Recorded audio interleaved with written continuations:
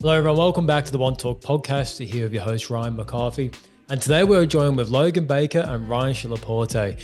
And today's episode, we touch on mental health, running a community organization that supports people through mental health, and also business, life, and so much more. We had Ryan and Logan on the podcast just over 3 years ago now, and they're one of the first guests to come on the show. So it was really cool to be able to reflect on the amount of growth since then, especially in life, business, supporting people with mental health and the challenges that arise with that, and also just everything in between. It was such a cool episode, and I can't wait for you all to dive in and check it out.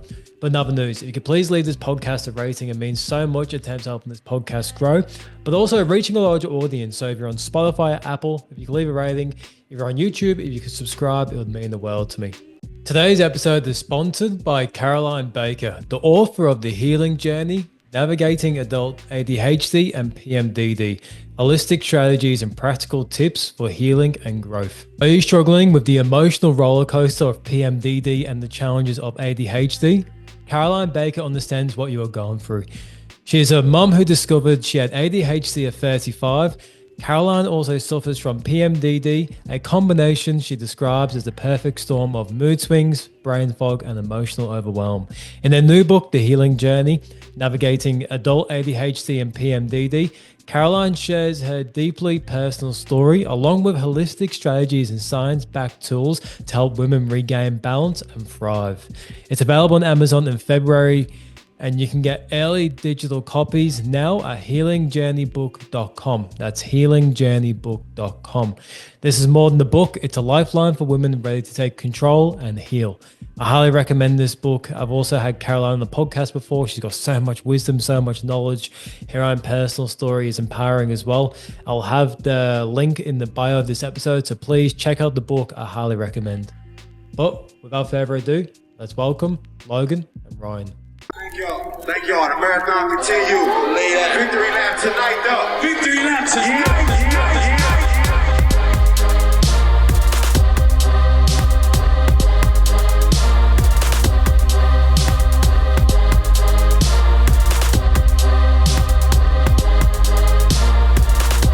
Welcome to the OneTalk podcast with Ryan McCarthy.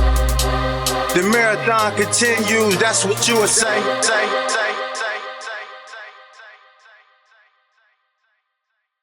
Welcome, Logan and Ryan. How you doing, fellas? Thank you for having us, legend. It's good to see you, mate. Thank you for paying me to be here. Ryan's guest You're getting appearance. paid? There's 100K sent me the invoice for. What the hell? That's what it is, man. Yeah. Like, sorry, wife, I had to remortgage the house.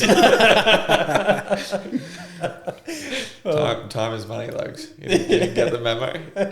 I don't get paid for anything, mate. Just some TikToks. That's all you get.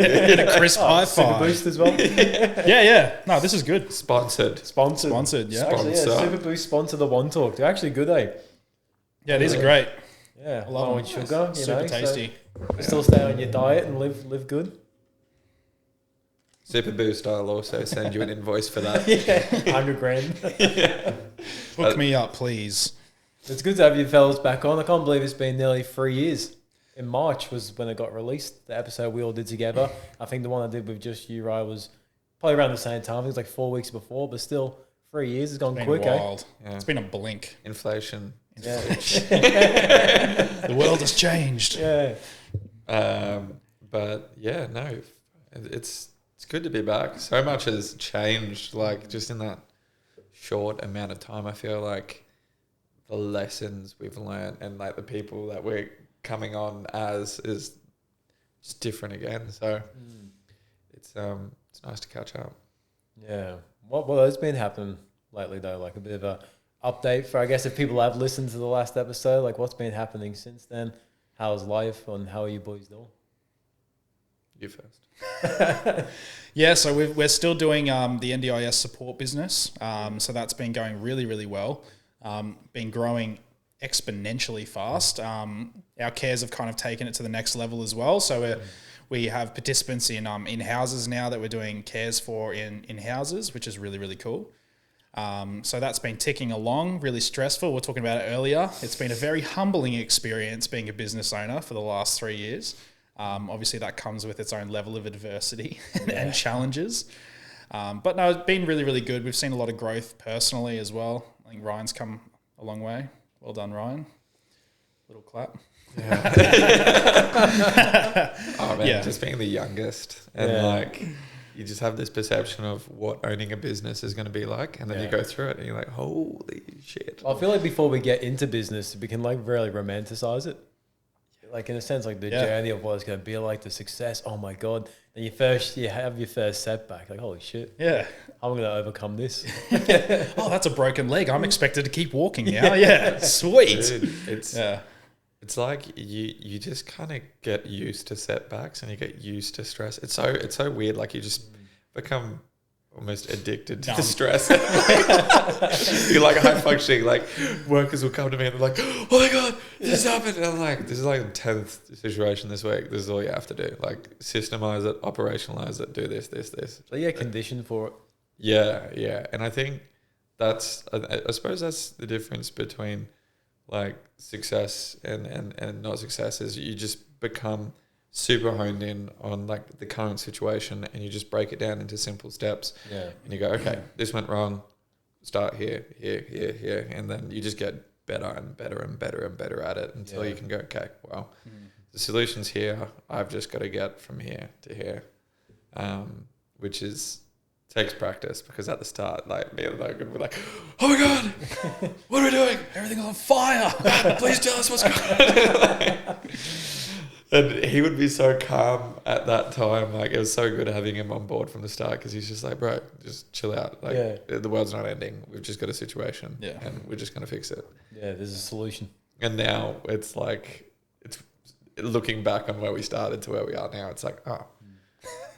I'm surprised I haven't lost my hair yet. I got a few greys. That's why I'm bald. Last night, me and Chris Walker were at a cigar lounge. Like after we watched the fight, I saw that. Yeah. Cool, yeah. And there was a few other lads in there sitting with us. And one of the lads asked me, he goes, "Oh, how old are you?" And then Chris went, "Before you enter that, Ryan, ask them how old do they think you are." So we asked them, like, "How old do you think I am?" And they're like, "Oh, I think you're about 36. Like 36, I'm 27. I'm like, must be the bald head, like just aging. Right. Dude, that's like the crow's feet, the bags and everything. Like I'm 25 and most people are like, yeah, 30. Yeah. 38. Yeah. 4.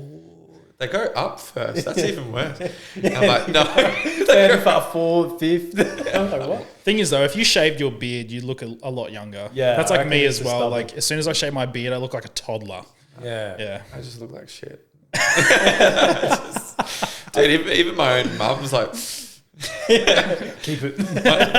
my girlfriend, when I met her, she was like, "Oh, I don't really like beards," but with me, she's like, "Keep the beard." Yeah. Please. It looks good on you. Yeah, I'm like, "Oh shit, okay." I don't think I've not had facial hair since I was 16. Like I started with like the daddy. You got facial hair when you were 16. Yeah, I've always been a hairy Yeah, boy. fair I've had a bit of a shave now, but Far out. I'm usually like Kelly Whirly hairs everywhere. But since 16, I've always had facial hair. I'm scared to shave it, especially with a bald head, because it'll just look like an egg or something. Just like I think I went through puberty only like 2 years ago. Wait till your kid pops out, bro, and then shave it. Like, fully brothers. we're actually twins. Yeah. I'm 6 months old. Yeah, no, my kid will come out with like a full beard and everything stubble. Yeah. 10's too hard to poop, and that's push the follicles out. But no, we've been busy, man. Like, I moved to Brisbane for a while, just to get away from everything, get away, just have a bit of a reset, try something different. Got involved in like a few different businesses. Some I've left now, others that I've stayed in, and man, that's just been amazing. Like being able to network with people and meet more people from, all different aspects of life, different businesses. Like, it's crazy the logistics of a different business compared to ours. I think ours is way harder, man. especially moving to Brisbane, because we're actually having this conversation last night at that lounge about like when people do make a move, and how do you make sure when you make a move that you're not using it as a way of escaping, and you're actually using it as a sense to like reflect and look more within and trying to find more sides of yourself to grow.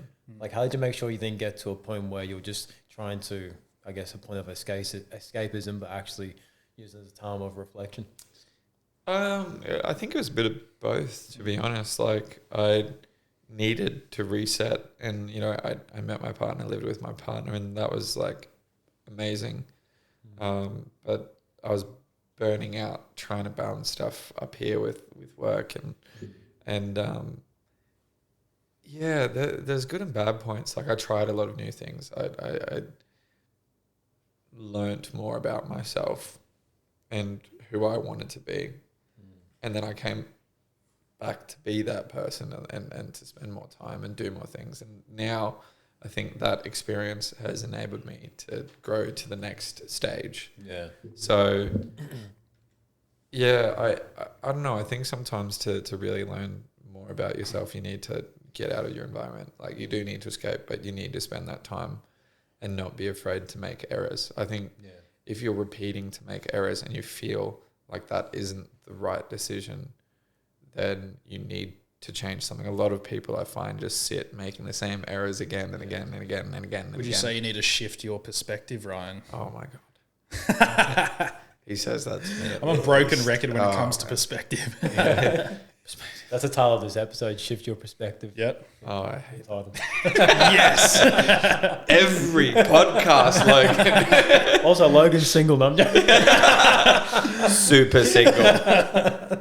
If you just change your perspective, then maybe you could love him. Shift your... Oh, wow. Yeah. No, I think it was, it just kind of enabled me to learn more about myself. And I was really stuck here, quite young, getting very, very overwhelmed here. And I moved away to just get away from my initial home. And then through that, I was able to learn a lot of things about myself. And then I just figured out things that weren't working for me as well. And then I was just like, well, it's not the environment. It was an issue with me. And so, like, I came back to be closer and to, be around the people that I thrive around. And best decision I made. I think it was the best thing that you did as well. Yeah. Like, where Ryan was at compared to where he's now back living on the coast, and like he's a completely, I think you're a happier person as well for it as well. And I think you've got a lot more sort of going for your own self-worth and everything too. Yeah. I think it's just nice to come back home and appreciate it more. Yeah, 100%. Like, but you don't appreciate things when you're still in the midst of it all. Sometimes you do have to step away, experience something else for a little while, then you come back to it and you have a lot more gratitude. Yeah, 100%. Like, I took all this beautiful environment, like all these things. Like, I live right next to the beach now, and I have all these amazing, like, really dedicated friends like Logan and stuff that I can hang out with anytime I want. When I was in Brisbane, I was just like working, but I was just driving. The commute was suck. Like, thought I could do it, but I was so you come to the coast every day. Yeah. Very often. Yeah. Oh man, it sucked. I spent like 4 or 5 hours a day on the road, and I was like, oh, it's cool, I'll just listen to my audiobooks. And then when I wanted to be home, I'd be like, oh, okay. I was getting home after dinner, not spending time with my partner, waking up early to go to work, going to work, like, just consumed your life. Yeah. And like, it's still hard. Like, we still work heaps. Like, but at least now when I finish, I can go home and I can have a bit of time, and that's always nice. But yeah, that's nice being home. I've been doing a lot of, at the moment, I've been trying to push a lot of mental health on my social media and stuff like that. Yeah. So my whole thing at the moment, like, obviously we're building, it's Austral Care now. So we're building that as well. But at the same time, I'm trying to build a bit of a community around a gratitude and perspective-based mindset. Yeah. Because obviously I've lived, a lot of different experiences in my life through like security and then pharmaceutical sales, and then obviously my own personal struggles with worth and everything like that as well. And I think it now is the first time in my life that I've actually found purpose. I'm 28, trying to find, that within 28 years is all right. I think some people still haven't. How do you think you started to define that? finding your purpose? I think it started doing support work. So I used to I still do. I really enjoy working with people and trying to help them see their own worth and achieve goals and everything like that. That's fairly transmittable to, what I'm doing now. But, I make myself available, a few times a week to just talk to people who are struggling. And yeah, so if they're having a rough day, just need someone to talk to, it's always good to feel that someone cares and listens. I've been in that position where I've felt super isolated, like I'm worth nothing, why am I here type thing. And if I were to have a stranger make themselves available to me, who's going to reply to every single message, there was a chance that I probably wouldn't have gone down that rabbit hole in general. So for me, I want to be that person to other people. And that's why I'm now trying to build a community around mental health and really shifting people's perspectives to have a heavy emphasis on what you have to be grateful for. You might have next to nothing. You might be homeless. But at the end of the day, if you've got all 4 limbs, you've got something to be grateful for. If you might not even have all limbs, but the fact that you draw breath, you can be grateful for that. People who live in Western society and stuff, we take for granted so much stuff. 100%. Even just like air conditioning. I'm super grateful for that. I'm very grateful. I'm a very sweaty person, so I'm not helping my single case, but yeah. Still single.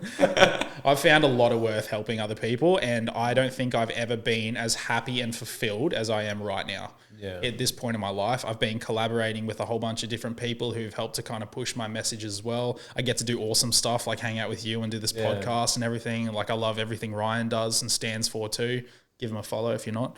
But yeah, no, I really am grateful for where I'm at right now. I make a living. I live with my cat, which is, it's really great. But yeah, no, I want to do more events and things like that. I've already got some partnerships on the go for some of the things that I want to do with self-harm cover-ups with tattoos and things like that. I just want to give back as much as I can because that fills my cup. And just being that person to someone else really, really validates my worth and the reason I'm on this planet as well. So that's kind of been my mission, is to grow a community around that. And then down the track, I'd like for it to be more of a sort of face-to-face thing, and people do meetups and we, collaborate with all these other different mental health organizations and stuff. Sky's the limit with that type of thing. And like I said, it's brought me so much purpose, and I love where I'm at the moment. I just want to share that with people as well. So yeah, that's kind of what I've been doing on the side. Where do you think that passion comes from? Because I find, especially with a lot of people that interview, the rather comes from the struggle they've been through or a struggle of loved ones been through, and they wanted to rather not see a loved one go through something again, so they try and use that as an empowerment to go and serve the world, or a struggle they've been through, don't use that as an empowerment so people don't have to endure the same struggle. But for yourself, like, where does that passion originally come from? So I've always had really big self-worth issues ever since a kid. So every single time that I'd go do something, I never thought I was enough. And for some reason, I've always thought that, my grades were never the best at school. They got pretty good towards the end of high school, but before that, they weren't too great. I even achieved, some fairly high level sporting achievements and stuff like that. But even then, my whole perception of myself was that I was never worth enough. So, I don't know. It's just something I've struggled with for a long time. That kind of came to a head just after high school. And I went down a bit of a rabbit hole, and, I was contemplating taking my life and did attempt at one point as well. And I know how dark that hole can be. And I was speaking to someone the other day who replied to one of my stories who was struggling. And the way I kind of see a suicide mindset is a rabbit hole that you kind of peer into. And the more you entertain looking down that hole, the further you fall into it. And the analogy that I sort of came up with was sometimes you need someone to literally pull your legs out of that hole. Because you do not have the capacity to be able to pull yourself out of it. And again, that's the person I want to be for other people. Because I've been down that rabbit hole, and I didn't have, I say I didn't have anyone, but there were people there, but there wasn't much communication around that, and I did feel very isolated. I felt very alone, and I just didn't think there was any kind of worth to myself. something I struggled with for a very long time. So it's something that I've always struggled with. And like I said, it's one of those things that I'm kind of coming to terms with now. And I feel like I've finally found worth in what I'm doing and how I can help people as well. And it all kind of moshes together, I guess, with everything that I'm doing with all, like the other businesses and stuff too.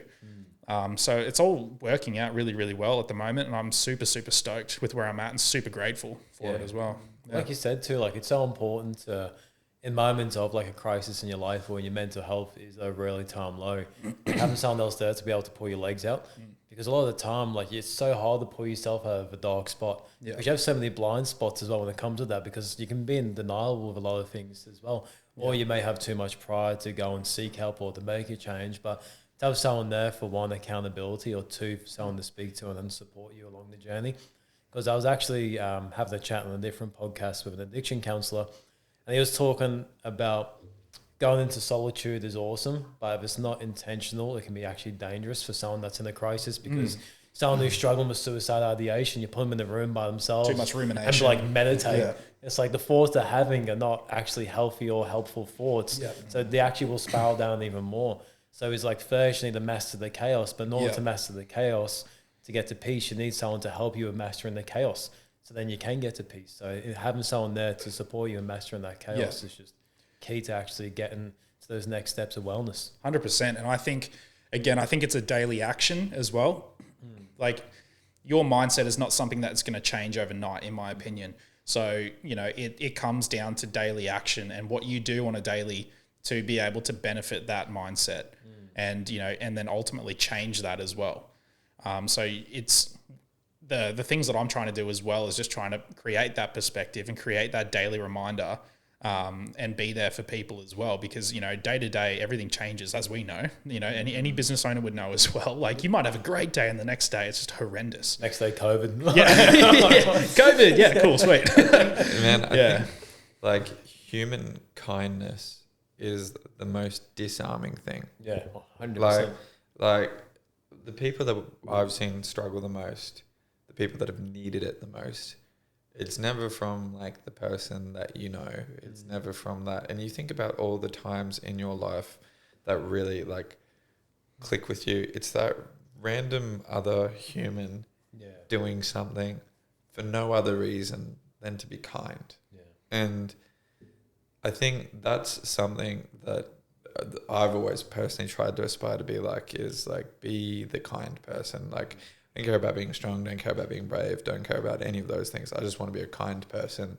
And I think giving, you know, without kind of thought for yourself, but for the sake of another person, when it comes to another person's mental health, when it comes to, you know, when people are feeling flat, having a person kind of check in just for no other reason than to be kind and to care, that has the greatest impact. Yeah, well, people don't usually remember the conversations that you have. They remember how you made them feel. Yeah. You know what I mean? Like, how was that experience with that person? That's what eventually you walk away from and reflect on, was how that moment made you feel. Like when we listen to a song, and like that song, it's not the lyrics of the song, it's the emotion that we have attached to it that can bring us back to a certain point of our lives. The exact same with humans as well. Like with kindness, you'll remember that. 100%. Like, and even yourself, like Logan, like him being kind is like giving him self-worth. I think we're intrinsically built to help other humans and to thrive together, and that's when we feel the best, when you're able to do that, whether you're conscious of it or not, like whether you're doing it for your family, whether you're doing it for a stranger.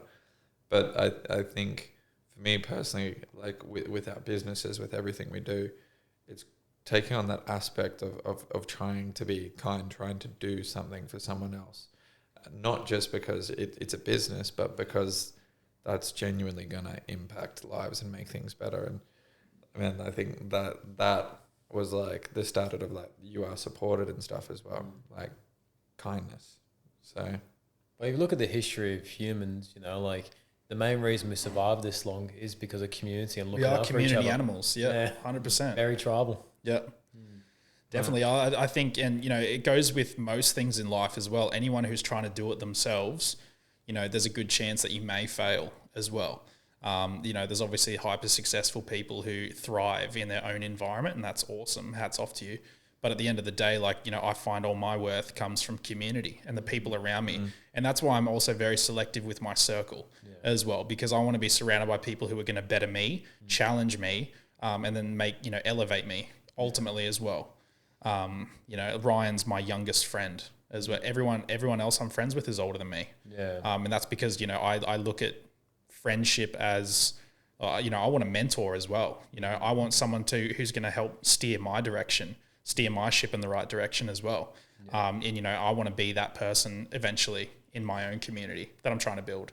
Yeah. I want to help, steer people away from that rabbit hole so they don't even have to go near it. Yeah, it's like a bit of like a peer support worker, someone who's had lived experience to be able to mentor you, to maybe help you not make a 3-month journey into like a 6-year thing where you're going to go down a certain path instead of really help you with shortcuts, but also help you call you out in your blind spots as well. That's the one thing I found about having like a good circle of people, like they're not afraid to tell you the truth because they know it's the right thing to do. Yeah. Instead of like enabling your behavior because they're too afraid or they maybe don't have the capacity to share and open up to you about certain things. But then 100%. That can be like a really destructive friendship. So having people that feel comfortable enough around you to actually tell you things that be honest. Yeah.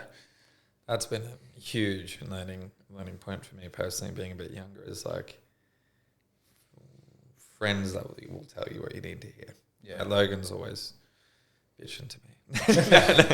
That's like another form of kindness as well. Like telling people what they need to hear. Like, because you're actually looking out for them. And 100%. Like I need to get told. I get caught up, and I'm very like single-minded when I'm on things.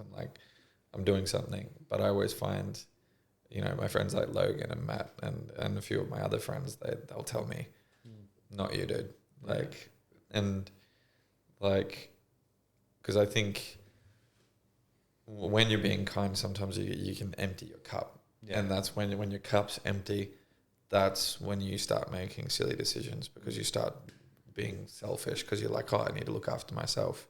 And when you make those selfish decisions, you're not being you. Yeah.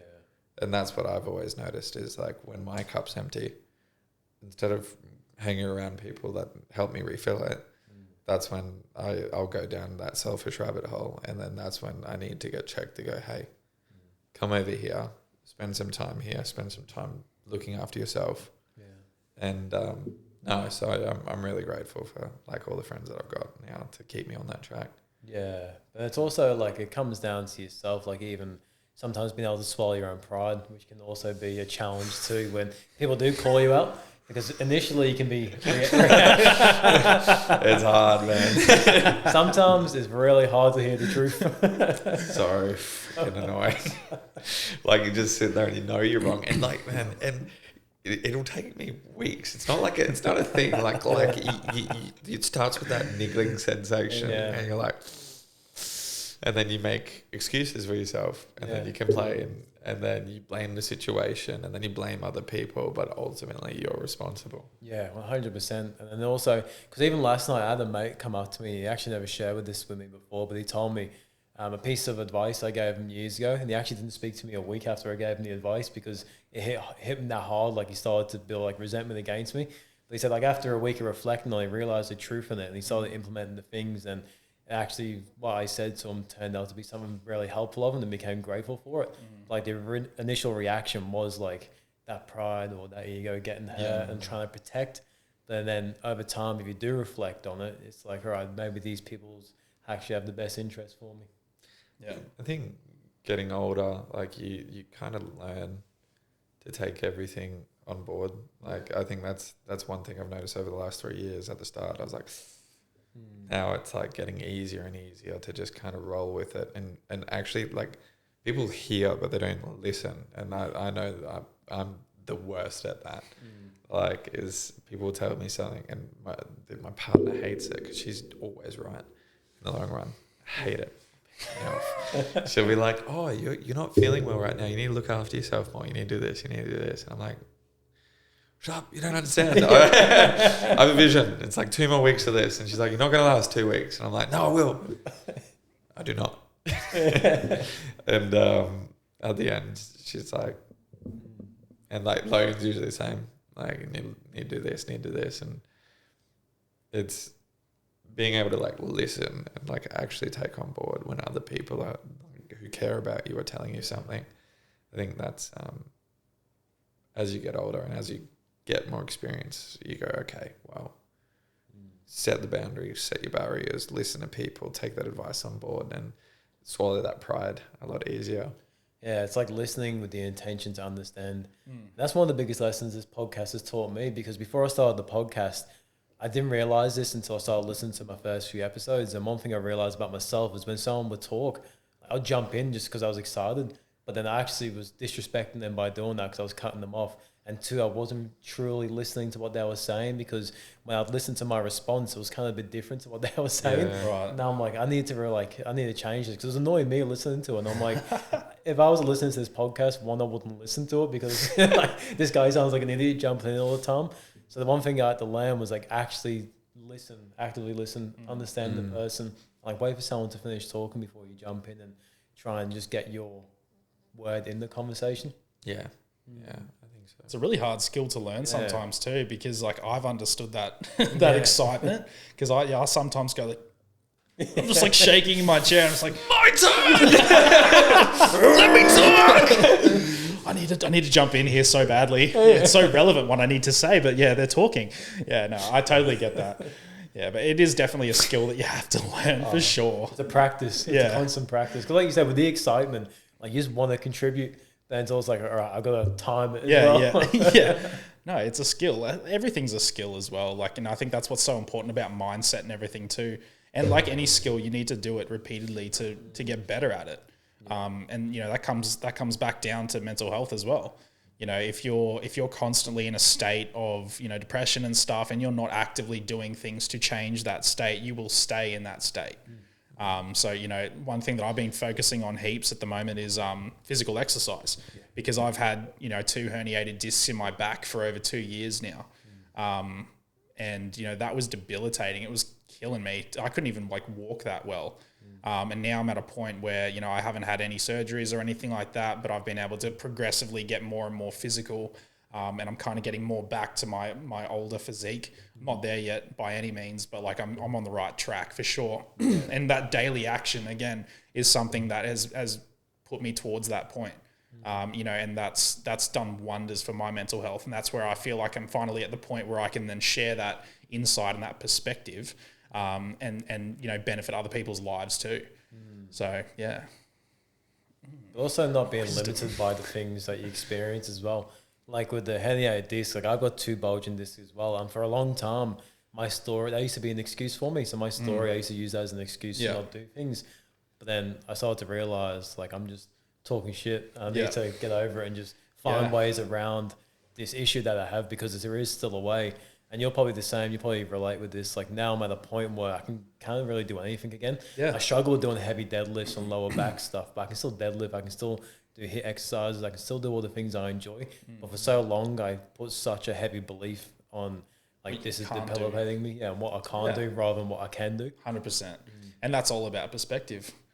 Because there are things you can do, and you know, and like it doesn't matter how, you know, physically debilitated and things, you know, there's always something that you could be doing to benefit yourself. I think that carries into business so well, because you just have to find a way as well. Like you can't make excuses. You don't have that luxury, and it's just finding a way. You just have to. There's no other option. And like that mindset of there is no excuse. I'm going to find a way. No matter what part of your life you carry that into, it is just one of the best things to carry on. And I think not enough people nowadays like understand that. Like that we hear excuses all the time, like, oh man, I have ADHD, I can't do that. Okay, well, let's look at the positives of that. Let's look at what you can do. Let's shift that perspective. Oh yes. Stop it. I'm not going to say that again. That made me uncomfortable. I got goosebumps. But yeah, I really think it's changing that, and I can't say it again. I'm too scared to. I'm like trying to get around. Do you want me to say it for you? Trying to get around. You guys both say it at the same time. I'll just on the podcast. I just put like a subtitle on the screen. Change. There you go. And utilize what you have, and utilize the tools that you have, because everyone's got something, and that's one thing I've learned is, and if you don't have something, you can find someone that can teach you, or you can find someone that can do it. Mentors, yeah. Increase your circle, increase your skill set, and you can complete any objective, like genuinely. So, or build your community and bring in people who can facilitate your goals as well. And like, if your interests align, you can build an empire, you know. And again, we're community-based animals. And if you find the right people, hang out with them and spend time with them, do business with them, you know, kick goals together. Yeah. You know, that's what we're, learning more and more. Like, dude, I own a technology company now. Yeah. I don't know how to I'm a paramedic. Dude, I don't know how to use a computer, man. Yeah. And that just came from an idea and just getting people together to facilitate that idea and creating a team. And it's the same with business. Like, and when we started a business, it was a phone call to Logan when I was walking to the beach one time. Yeah. Just kind of going, how do I figure this out? Help me. Yeah. And then him going, I don't really know, but this guy might. Yeah. Network is your net. Yeah. There it is. 100%. Then also even having people in your corner that know you're capable of more and want to push you to do more and like make those bigger steps. Because one thing that me and Chris always joke about was when I first met Chris about 4 years ago, it was like at like a mastermind event. And like we're breaking down goals, and Chris had like these big goals at the time. And for me, it's like, all right, so what are your goals? What do you want to work on? This is when I first got into like entrepreneurial business and all that stuff.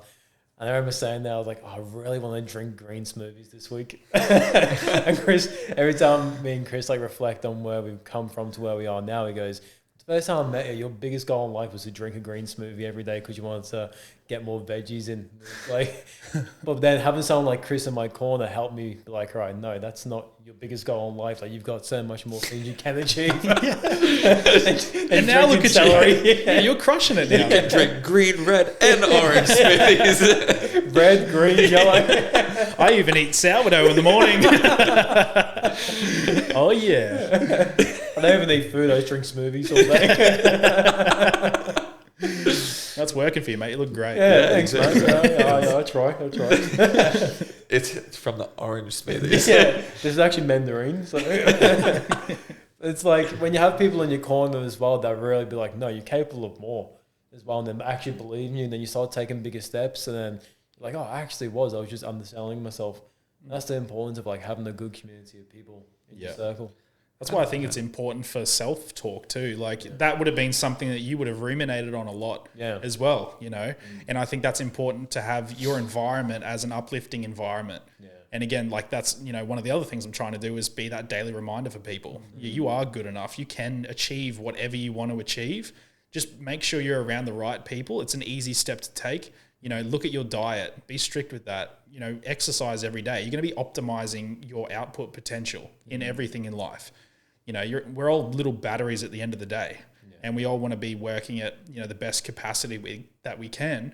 And, you know, mental health is a big inhibiting factor of, you know, non-productive time. Yeah. So like changing that is huge. Yeah. Cause I've been there myself. I've really struggled with that. So you don't notice how like just non-productive you become when your mental health goes down. Like I notice because I don't do anything anymore. I just get home and I'm like, don't want to go on a date, don't want to do this, don't want to do that. And I just want to sit at home and don't want to talk to anyone. So like you just become so unproductive because you're just so mentally drained. Yeah. And one thing that I've seen with people, and also I've been someone like this myself in the past, like I was addicted to the pain. Like I was addicted to the feeling of depression because it made me feel something. So instead of taking the action to do things that made me feel good, I was happy sitting in the pain because it made me still feel something rather than just numb. And actually having that perspective shift to start implementing new habits and talking to new people and getting more dopamine into my life and actually good feelings and happiness and joy, that's when you can start like being like, all right, well, maybe I don't have to sit in pain, you know, like just because I feel something doesn't mean I have to stay there. Yeah. Well, I think it's so important for men as well. Like a lot of guys just don't tell each other that they love them. You know, that's a big thing for me now. Like I always tell my mates that I love them and stuff like that. And like, you know, I don't think that's, I don't think that that's, you know, not a masculine thing to do. I think if anything, that makes me more masculine. And I wish more guys did it, to be honest, because like, you know, at the end of the day, we don't get told enough that we're appreciated or that we're loved in general. And, you know, I really put an emphasis on that and telling my mates that I love them and stuff like that. And then I do appreciate them. Yeah, which is interesting because especially us as men, one thing that we love to hear the most is like the feeling of being appreciated. Yeah, it's the one thing we don't hear enough. You know? Well, my partner, like actually Jenny noticed this as well, like because we do the same thing. Me and Logan, I think, are pretty hard on our sleeve types of guys, like very emotional. And every time I hang up, love you, buddy. Yeah, and like or just like love you, see ya. And my partner's like, you say that to like all your friends? And I'm like, yeah. But you also never know when that's going to be the last time you say something to someone. Oh, 100%. As well. And, you know, if you know, Ryan were to get in a car crash after that, you know, I'd be beating myself up every day that I didn't say love you, bro. You know, that's the last thing I'd remember. So, and like, what does that take? It takes nothing to say that to someone. So in my opinion, it's just like, mate, I think we should make it a common pruractice. I think it's funny as well when people are like, when you say it to one of your other mates, it's just like not a feelings guy. And they just... Oh, well, I do that to Lewis and stuff too. But like, you know, and he has his own way of communicating that back to me too. And he's the most logical ex-military, you know, stoic, no emotion kind of guy. But even I've gotten under that stone skin a little bit, you know. But you chipped away. Logan started this thing, bro, and it's just stuck now. Every time he picks up the phone, he's like, "Hey, buddy." And then he's like, "Oh, hey, buddy, a little pal." Old friend, old you know, buddy. this big stoic, like ex-military dude, you know. Big Jocko Willink guy. But now I've gotten under his skin. Yeah, now it's just stuck. Now I've picked it up and I do it back. Hey, buddy. Even Connie from the podcast that we're on, M26 Fit podcast, you know, he even messaged me like a couple of weeks after that and was just like, "Oh, hey, buddy." I'm like, I love that this is taken off. Dude, it immediately makes your day because like I'll be like having such a big day and I'll get a call from Logan and the first thing out of his mouth, "Hey, buddy, old pal, old friend, what's little fella?" I'm like, oh, okay, now I have to say it back. Hey, buddy. Doing like 3 different things. Perfect. Forceful love. That's what I'm for. No, It's like little things like that doesn't take much effort, does it? Yeah. Well, I feel like, you know, if you can look like me and be like that as well, you know, I think all the better for it. You know, I've got some friends who've had rough pasts and everything like that as well. And, I tell them I love them and they say it back now too. You know, it's good. And I don't think there should be like a stigma around that. Or I think honestly, if there's more love in the world and people were more honest and talked about how much we loved each other, the world would be just a better place in general. So we're inherently built to love other people as well. Yeah. And like it's like I take it for granted. Like I grew up in a very loving family, but seeing the clients that we've worked with, seeing people's situations, holy crap, like you don't realize how fortunate you are. Yeah. Some people are genuinely just like they've not had that feeling and been shown that feeling, and then they themselves are not able to express that because they haven't been shown how to do that. And it's just all these little things that you just take for granted. And now like being able to show that to another person, man, that's an incredible feeling. Like being able to provide that support, like we in our business, outside our businesses, like, man. I've been getting so many messages on my social media, and then people have started checking in on me too. And it's that reciprocating sort of relationship that's now sort of starting to be built, which I just love, and that's the basis, in my opinion, of a community. And and then I want to be able to start taking that, statewide, Australian-wide at some point, just keep growing it. That's the thing. Like people want to change in the world, but the change has to start with you. 100%. You know what I mean? Because like you said, like you started to reach out and putting that awareness out there for people to get in contact with you to chat, but now that's had an effect where people are starting to check in on you as a return. Yeah, that started from you making the change. 100%. Yeah, and I didn't know that I'd feel worth until I started doing it. And now people are starting to do it to me, and they're feeling good because they're providing me with that support. and then eventually, hopefully, my hope is that they can start doing that to other people as well. And like, that's the basis of a community and a movement as well. And like, I would, I want it to be huge. Yeah. So I think when you're changing things, like you said, it starts with yourself, but it's also a lot of the things that you feel pain points in your life. You're so unaware of what other people are feeling as well, and that they're feeling this thing, and it's expressing that and providing, opportunities for those pain points, explaining those pain points, empathizing with people. That's where like the change is. Like now working with like You Are Supported, man, that came from just like a pain point, one thing, and now it's moving into like a national and then like a global business. Like that was just one little thing. Yeah. And now through that and it's insane. Because like for the people listening to, like, could you give us a bit of a rundown on what is You Are Supported? Yeah, so You Are Supported is a technology business. Hence why I said I have no idea what I'm doing.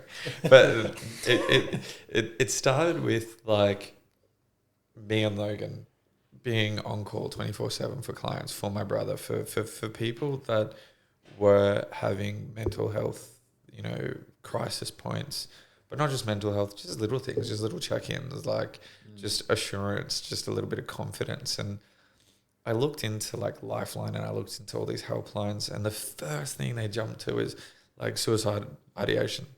And like by Check time, boxes. and by the time you get to there, you're already like at a critical mass point. You're just you're looking for something, but like there's nothing in between. There's just, you're either in crisis or you're not. Yeah, and I think it also as well, a lot of people that struggle to open up or don't open up, a lot of them think it's because I'm not at a point where I feel suicidal, so why should I even talk about what I'm going through? Well, it's reactive, like we were saying before. The mental health space is very reactive. But I believe You're Supported can be a very proactive approach to mental health and escalation of potential events as well. 100%. So that was the basis of the idea, and like me and Logan we check in on people like all the time. Like just ring up our clients, ring up our workers, just ring up, and it's amazing like the responses we were getting just from doing that. And so like I sat down and I started thinking, okay, what's a feasible, how do I turn this from a normal kind of idea into a business, into a commercial product? And, having the experience that we had now, I was able to kind of come up with like a plan to commercialize it, but to also take it into even more value. Because I'm like, that's valuable, but that's not valuable enough. There's not quite enough there to make this a business. So I reached out to a few tech friends, and looking at AI and everything now, I said, well, what can I do with technology? And they gave me a range of options, and they're like sentiment. And I was like, whoa, back up. Tell me about that more. Yeah. And then they were like, well, theoretically, you can train AI to listen to a person's voice, learn who they are, learn their voice patterns, their words, and tell you how they're feeling on a scale. And I was like, it's crazy. What the hell? How do I do that?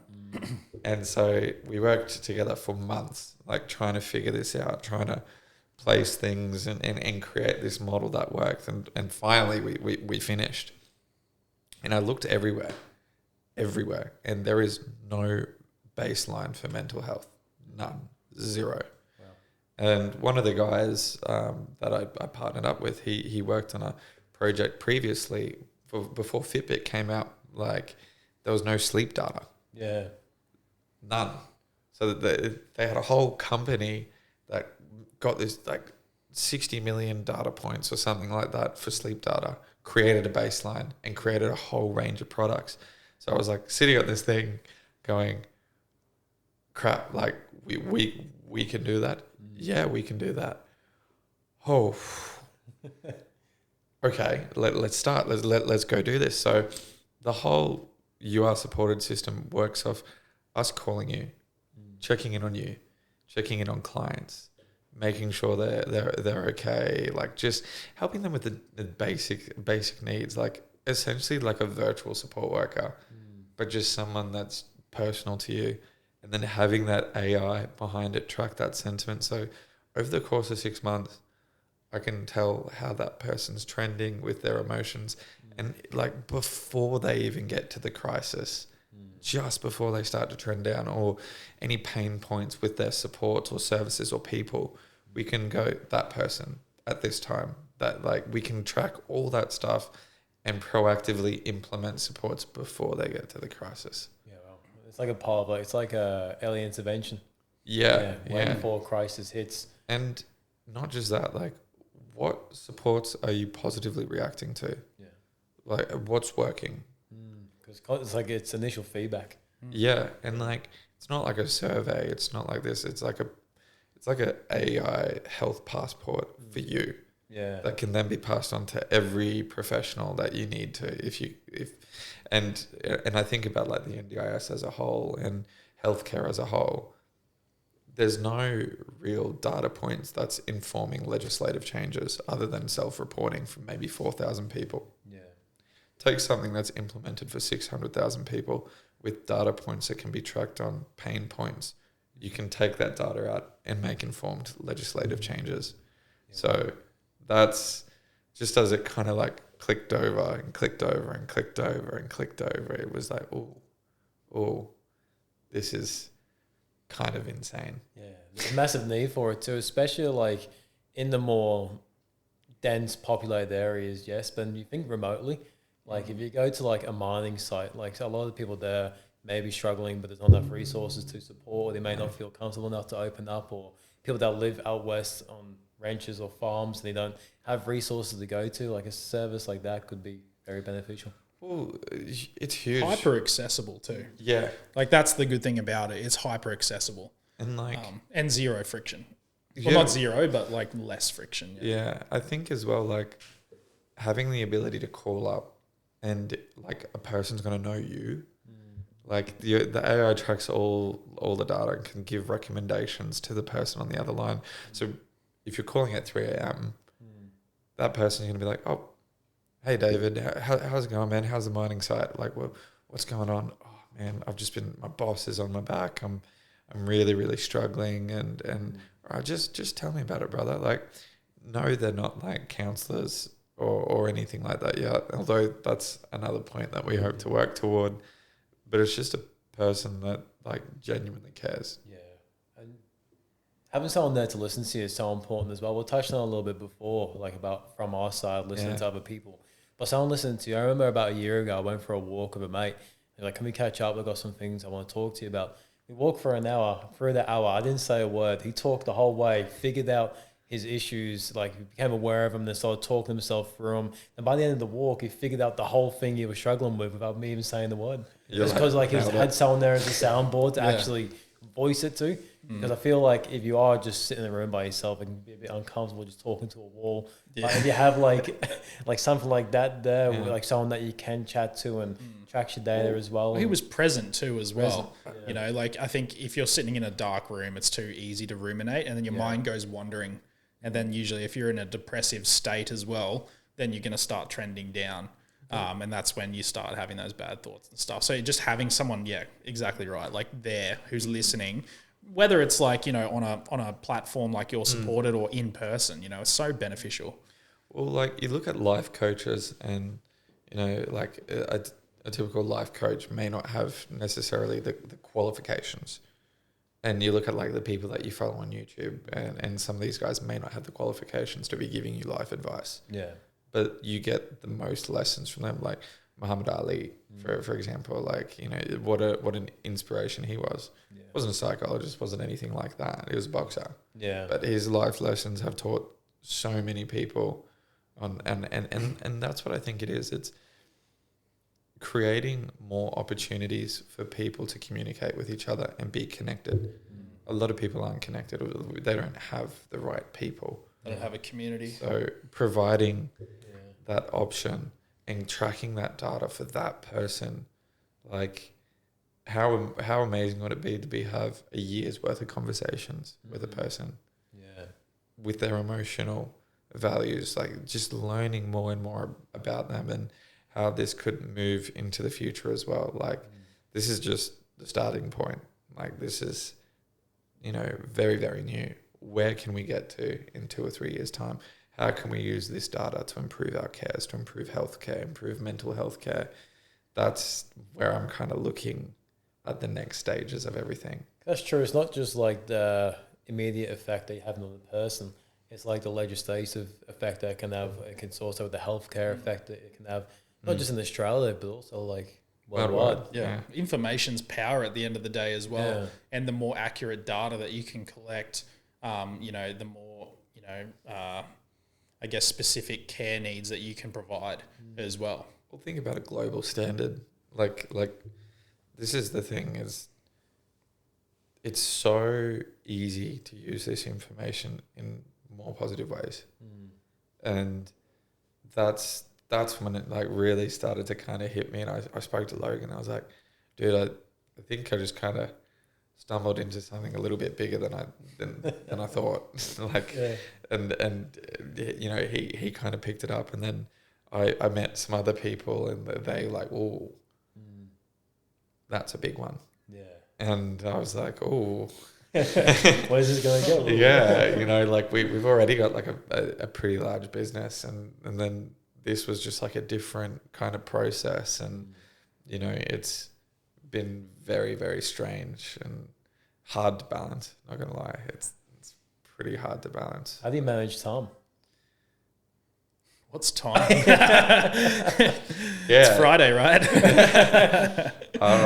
It's Friday. No, honestly, at the moment, it's really hard. I'm not gonna lie. I'm running on fumes, and the only thing that I keep telling myself is 25, couple more months, hard work, breathe. And my partner's super supportive. She's amazing. Like she's like really understanding. When I come home, sometimes I'm not even able to give her anything, and she's just lets me do my thing, lets me work through this, because at the end of the day, I have a vision of where I want to get to, and I'm going to keep going until I kind of achieve that. And she's just amazing with that. So yeah, because sometimes in business, you have to have periods where you just put grit in. Like not every day is going to be sunshine and rainbows, and you wake up at 8, you're home at 4, and it's like, peaceful days. Like there is moments where you have like a 3-month period where you just got to go hard balls to the wall. Man. Yeah. Like the last 3 weeks have been insane. Like we launched US Supported. We've just grown Austral immensely.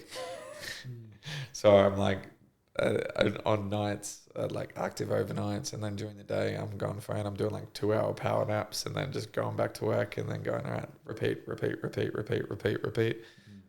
It's not now, but the rewards come later, and that's sometimes it's about weighing up and making a bit of a sacrifice, short-term sacrifice and long-term gain. It also comes down as well, like understanding your mission as well, because like what you're aiming for. You're not just shooting in the air and hoping to hit something. Like what the goal is, and you're just taking the steps to get there. I think that's a bit different to someone who's just doing something for the sake of it. Because I think that's how you end up getting burnt out. I think when you know your mission, you can kind of be a lot more aligned to not being pushed towards burnout, because at a certain point it's going to ease. It's going to get easier. You're going to have more things in place. It's hard because like for the first 10 months of You Are Supported, I was kind of like not really knowing where to go with it, and that was like a really hard point because I just didn't even know if this thing was going to be successful. I didn't know how it was going to turn out. Or like Austral or when it was Pantheon, we always knew where we were kind of going, even if we've explored a lot. Like we've always had the backups and everything. Like with this project, it was really, I was unsure. I was like, man, have I just wasted my time? Is this going to work? What is the value of this? Is there value? Like I went down to Canberra, I spoke to the minister's office and presented it to them going, man, you guys should use this. Yeah. And they were like, yeah, that's really great. We'll put you in contact with this person. Put me in contact, emailed, never got anything back. Yeah. And I was like, okay, right, so that's a dead end. And then I'm like, man, do I just like stop here? And I was like, nah, not yet. Like I'm at this point, I'm in too deep. Like I've invested money, I've invested time. I like, this has to freaking work. Like sometimes when we set big goals, it can be scary. It's terrifying. Terrifying. No, definitely. I think that comes down to what you said about mission though as well. Like if you believe enough in your mission and you're driven enough and you're invested wholeheartedly into your mission, like your resilience factor will go through the roof because you'll do anything it takes to make that mission become a success or, whatever sort of, I guess, the success metric is for you for that particular mission, in that case of Ryan, he's kind of lit a fire and he stood on it. But then, he's become, fireproof after that. So yeah, it's, but like we can all see the end goal of that and like how it can benefit so many people as well. Yeah. And I think that is the overarching sort of validation that we get from that is, seeing how we can not only just impact ourselves, our local community, but potentially the world as well. Yeah. And like that's why, we work so hard and do everything we do as well. It is hard. Like people think that we just make a heap of money and just kind of do nothing. Yeah. Like I have heaps of friends like, oh, you own several businesses. Why are you still working? And I'm like, dude, it doesn't stop. Dude, like, what do you think we do when we succeed? We work on the next thing and the next thing and the next thing and the next thing because like things become more achievable and you're like, oh, okay, next step. Yeah. And then I'm restless as like I drive Logan and Matt Knox. They're like, let's just settle. I'm like, blah, blah, blah. Too late. I think that's important to like having like when you have an exit, making sure you have a plan after that as well. Yeah. For, like the next business or the next venture. Because I interviewed this guy called Frank Grief and he sold his business for 180 million. Just before he sold it, he was getting into circles of people who were worth billions of dollars. And one thing he realized, like all these people that he started to not associate with, but just starting to know and network with, a lot of them were depressed and like not really happy with life and not content.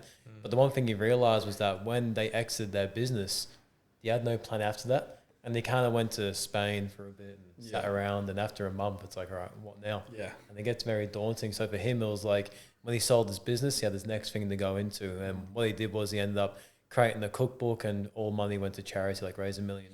But just having that next mission, that next purpose, the next thing to build on, because I feel like that's probably one of the biggest things that truly fulfills us is like taking the next steps and achieving things. Purpose. 100%, yeah, and worth. Purpose, yeah. Like it comes down to worth as well. Like where do you fit in the world? You could have all the money in the world, but like you said, like it doesn't mean anything if you don't feel like you can provide worth to yourself or someone else.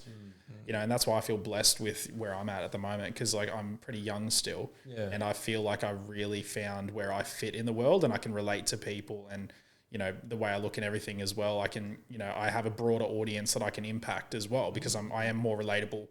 To people who may have had harder lives and things too. So like, I feel really happy about that. I think a 5-year plan. My goal is 30, retire, raise a family, chill. Yeah. That's always been my goal is just be a present father and a present husband and be able to just dedicate my time to that and have made an impact before that. Well, financial stress is such a stress on families, and especially in this climate as well. We live in a time where everything is so bloody expensive. Baby boomers were buying, now $1 million properties for 15 passion fruits. And now, we've got to go sell kidneys and stuff to be able to get into the property market as something that's fairly subpar. You need 25% deposit down. On $1 million. It's honestly rough out here. And like, I do genuinely feel for people younger than us because I really, unless you're born into money, I don't know how you're going to get ahead unless you're hyper successful. And like I'm part of like 4 or 5 businesses now. And, I'm still not in the property market myself. I'm still renting, and it's rough out there. Yeah. It's like you look at what $1 million house is now compared to like 10 years ago. Yeah. Like it's like a 300 square meter block, 3-bedroom. Yeah. I helped my mum and half a garage. I helped my mum get a townhouse and she paid $300,000 and now it's worth like, probably nearly 800. I'm just like, what is happening? Crazy. It's the same floor, It's hard as well. The same floor. Like, you have to make sacrifices now to like live in areas. Like if you want to live in a decent area, like you're like, oh well, that's more expensive. So it's like, oh well, I'm going to move a little bit further out and live here, and everything's going to be a little bit more inconvenient, but the house is going to be more affordable, and then I'm going to have to pay this down, and then wait a few years, and then sell that, and it's just like that's like the hardest part. And I agree with Logan. Like for my mental health, I've known now living in Brisbane, I need to live in certain locations and have certain accessibility. Otherwise, I'm not going to feel good, which means it's going to impact me. So, yeah, the property market, man, is just... That's the thing too, like prices, like inflation's going up, but people's wages aren't. It's like things are getting It's more not expensive. relative, yeah.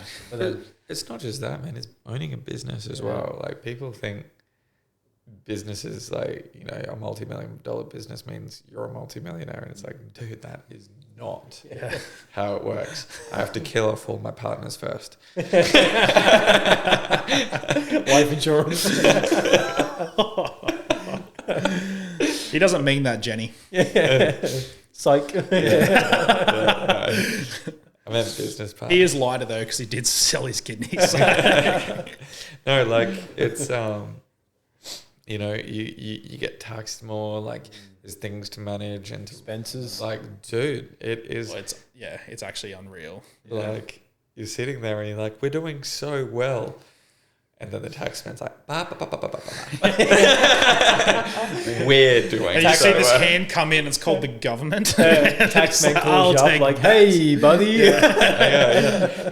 Hey, hope you're having a great day. Give me half of your stuff. You know that business that's paying tax, and then you take income on that, and then you pay tax on that. Yeah, give me all of that. And you're Plus like, then more tax. yeah. You're like, oh, you've got a big payroll, magic, extra tax. How good's this? You know what you get for Christmas? Tax. So like you're sitting there going, what the hell? Like, and your accountant's going, you guys have done so well this year. It's like, I literally can't even afford baked beans, mate. Yeah, with the Like- rental prices and everything. My God. And like we all still work in our business. We like never stop, like ever. Like we work more than any of our employees. Like, and like we only pay ourselves for that, and it's still like it's insane. Like, I had this vision, this naive vision, and you know Matt told me, he's like, that's not how it works. So like I'm like, I'm gonna own a business, and then I'm gonna make money, and then I'm not gonna work. No, I'm going to own a business, and I'm never going to have free time, and I'm always going to work. It's like relying on your time to make money for the I was business. like, man, but like I've now learned that you just have to readjust your expectations of like, okay, rather than working 45 years for someone else, I can work the next 5 years like a demon for myself. And that's just what you have to do. And like, you just have to be okay with short-term sacrifice, long-term game. Money comes and goes though, and that's why I think like we keep coming back to worth and stuff though too. But I think that's the most important thing to find in life. Like Ryan said, you know, he wants to have a family, kids, and like I want the same thing as well. Like I'd love to have a nice house, a nice car, and a really happy family, and not have to worry about financial stresses. But at the end of the day, you know, I think that you can be happy in any environment as long as you make it a happy environment to be in, and that all starts in your own head. Because then you can then impact those around you as well. And especially when you have kids and stuff too, it's so important to be okay with yourself, because kids are just little sponges, you know, and they're just going to pick up on everything. Just absorb. Just absorb. So like, you know, you have to be good within yourself, and then, you know, be supportive of your partner, and then hopefully that's a nice reciprocating relationship. And then you bring up your kid together in, you know, a good partnership, and then you create a good life together. And that doesn't necessarily mean money. You know, you can have a happy life without it. Internal 100%. home, like what's actually in here. 100%. That is home. Yeah. That's what it begins with, doesn't it? Yeah. I was going to say, like you've pretty much ticked all the boxes. Home, check. Wife, check. Kid, incoming. Yeah, you're crushing it. You're literally crushing it. Yeah, this is my last podcast. Retired. See you guys. Nailed it. It's also like even because like if you asked me about 6 years ago, would I have a wife, kid, build a house, do like a lot of things that I'm very passionate around, especially in the mental health space in this podcast. I would have told you, you're crazy. But now like I've done most of that and I'm still living some of it, I can still sometimes get caught up and not being grateful for it because I'm still in the middle of it and living it. Yeah. And sometimes I really have to sit back and reflect. I'm like, no, look at what you've done recently. Just because I know you guys may feel the same. When you have big goals and you want to achieve so much in life and you've got these certain things you want to do, you can kind of forget what you have right now because you've got so much far ahead that you're looking at. That's why I think it's important as well to have the good people around you. Like my family is that for me. So I always have such negative self-talk a lot of the time. Like, again, like, you know, it's a daily thing. But at the end of the day, like it's good to have people around you saying like, look what you've achieved, you know, because sometimes you get so blinded by your daily routine as well that you can't see how far you've traveled. And I think that's why it's so important. Like my family's great for that. Like my dad especially will always reiterate, like, look where you were to where you are now. It helps he's a shareholder in the business. He's trying to keep me motivated. He's like, keep going. Don't you stop. You're doing so well. I'm proud of you. No. These numbers are dropping like it. No, he's a great dude. Good old Gaz. Yeah. But it is nice to be able to sit there with each other, especially like with partners. Like me and Logan always say to each other, I don't know how people get into business alone. Like by yourself. Yeah. Oh my gosh. Crap. No way. Like I would have cracked ages ago. Like so many times I'm like, Logan, I'm tapping out like, and he's like, all right, I'll take it for a bit. And then like we both have these moments, and Lewis is just a different breed. I don't know what the hell's wrong with him. That guy never fades. He's like a dwarf. Yeah. Yeah. He's got the dwarf working mindset. I swear there's a mine under his house or something. He just goes and starts digging a hole in his spare time. He's like, I need money. Like, no, but dude, that guy, like, even on weekends, like, I'm complaining about working, and he goes and builds a combi for his partner, and then works in the combi with her. Yeah, well. Guts it and makes it into a coffee van. Yeah. And he's made like a full VR chair. I did that with him. Yeah. Oh, really? He built from scratch a virtual reality chair with all of like the movement and everything like that hooked up to a game, and we were playing like flight simulators on it and everything. That's sick. He's just built different. Invites me over. I've downloaded the Dune simulator. Get in the chair. Log in. Yeah. I'm like, okay, man. Yeah. And then like, he just started. He's like, yep, my partner wants to do a coffee van. And I'm like, oh, cool. So buys a combi, guts it, makes it, works in it every weekend, spending time with her, comes back to work on a Monday, stays on the phone all week, never fades. Yeah. Bro is just different. He does get sort of worn out and everything like that. But his decompression is a bit different, like, because he really struggles with emotions. Except with me, I've kind of gotten under his skin. But yeah, his decompression time is like playing video games. Yeah. So him and I play video games, and that's a way for us to then like share and debrief, and kind of that's his decompression without him talking about it. He's like, my mental health, because he doesn't really like do the whole mental health thing at all. But like he's like, I can tell when he's sort of struggling, and I'm like, do you want to play some game? We'll play some games, and like he'll pucker back up to his little chippy old dwarven self. By the end of it, he's like, buddy, pal, friend. That's so good too, because I feel like video games get such a bad rep. I'm similar. Like I'll jump on FIFA and play a couple of games, but for me, that's my own way, just getting time to myself and just being able to like switch off and focus on something else. Unless I'm losing in FIFA. I was gonna say, I need a new TV. Need a new house because I lit it on fire. Puts the wife beater on.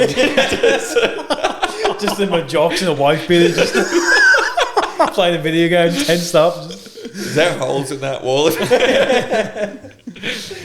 Like only coming to this section of the house. Do you All play the doors are Liverpool? off the hinges. Oh, sorry? You play Liverpool? Yeah, Liverpool. Yeah, okay. I used to support Liverpool. Oh, nice. Yeah. Well, the top of the table, so it's a good time to support. Yeah, sweet. Epic. Showed me the nursery and just like all the Liverpool shirts, and I was like, poor kid. That was literally the first thing I bought my kid, was like a Liverpool teddy bear, Liverpool onesie, and I painted them a photo of like a Liverpool player holding a trophy. Yeah, sweet. I'm like, this kid has no choice. Yep. Oh man, No, it's Parenting is just all about grooming. Yeah. You will be a little definitely me. gonna play football. Yeah, I reckon. I reckon. Not even a Just second. gets the 9 tails out. He's got no choice. Yeah. You want somewhere to live, play football. Dad, I want to Once be you a get good enough, dancer. you're paying rent. Dance on the field for all I care, bro. 2 step overs the ball. Poor kid. Doesn't stand a chance. No, he doesn't. He's a little blood now. So Whispering to my stomach. yeah. Liverpool. I just play like all the Liverpool songs. The and stuff chants, to me. yeah. Oh man, dude, I wish we had a chance like that in Australia. We have such poo chants. Like, Yeah. we I am lucky that I'm half American because we do get like the American football stuff, and like I've been to Seattle Seahawks game, and because my family lives in Seattle. Oh yeah. Well, yeah, in Washington. They're like an hour out from Seattle, but yeah. So I've gone to the ice hockey game and stuff too. I love their events are so much better. Yeah. Like they're just huge, you know. And then you go to a stadium and there's like, you know, Dwight from The Office. Have you seen The Office? The funny dude? Yeah, he was literally just down to my left. Like when I went to this, just enjoying it. I'm just like, this is sick. You know, Americans just do things way bigger and better. Yeah. You know, I think it becomes an experience though, like, and even, you know, in the UK and everything like that, it's like, it's an experience. It's like a different culture. And again, we don't really get that in Australia. Like, like I found with Australia, especially with sport, it's so spread out. So you have AFL, you have rugby, you have cricket, you have like, there's so many different sports that people play and watch that it's hard to unite over one.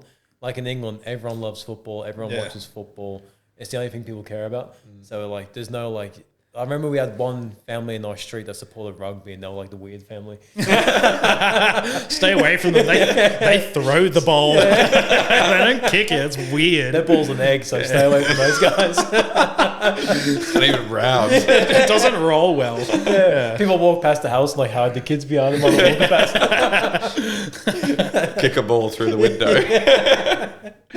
But like, I think in Australia, we're so spread out and they're so diverse with a little population. It's hard to unite over one thing. Yeah. The first time I saw it was with the Matildas, actually. And the Matildas had the World Cup in Australia. Like, they had a really big fan base, which is cool to see, like, seeing the big support. Because in England, like, going to a Liverpool game, like, everyone surrounds this pub and you end up walking to the stadium with, like, 40, 50,000 people. Like, the whole experience, and you all kind of go in together and sing all the songs in the game, then leave, and it's like a whole day thing. Come out and you guys fight afterwards. Yeah, We've all seen Green Street Hooligans. Mate. Yeah, my teeth are fake. I think. For the firm. But like even in Brisbane, bro, I went to the pub and I think it was like the European Cup and like the England were in like the semis or something, and just I was walking past the Pig and Whistle from a night out and I was like absolutely smashed with my partner and my mate Freddie, he's from England as well, and he's like, European Cup.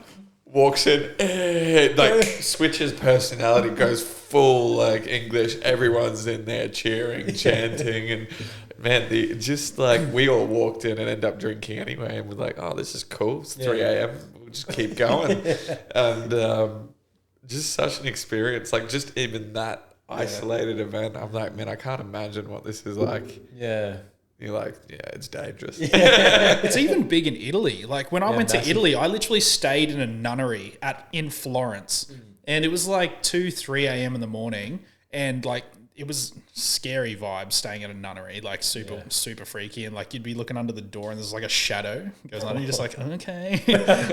I've seen the Nun. Literally. Yeah, and then I got woken up because people were like smashing beer bottles and stuff outside, just walking down like the front of this nunnery. I'm like, what the hell is going on? Yeah. Like, is there a massive riot? It was apparently a football game. And then that was a terrifying night. Actually, I had to go to the bathroom as well. I walked past and I just like went past the prayer room, and then there was a glass window. I looked to my left, there's all these nuns just sitting there praying, like facing the wall. I'm like, okay.